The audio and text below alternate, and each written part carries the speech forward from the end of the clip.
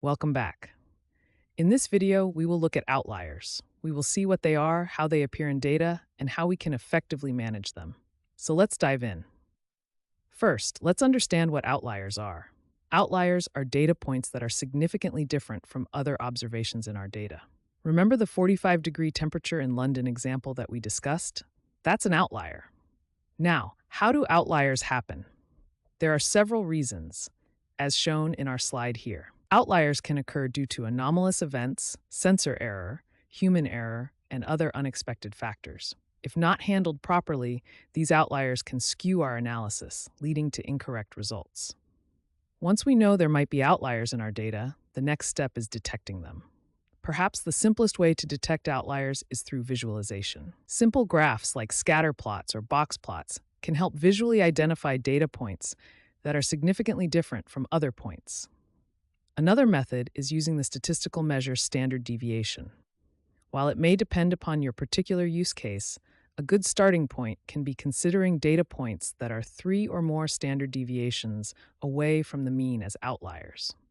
An advanced technique for detecting outliers developed by AWS, the cloud provider, involves building random forest models to identify outliers based on how well the data fits the model.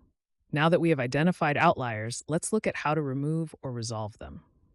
Removing or resolving outliers needs careful consideration, as an incorrect procedure can result in the loss of information or knowledge or signal hidden inside the data. One way to resolve outliers is to remove the complete data point. While simple to implement, this can reduce the size of your data. It may not be a good idea if your starting dataset is small. Some other methods include trimming, where you replace the outlier value with the value that is 3 standard deviations away. Or, for our app example with London data, replacing 45 degrees with, say, 35 degrees, which is their highest recorded temperature so far.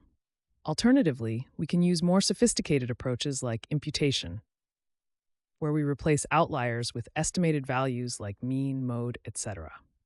Finally, it's important to remember that what you do with an outlier depends on context. Not all outliers are bad.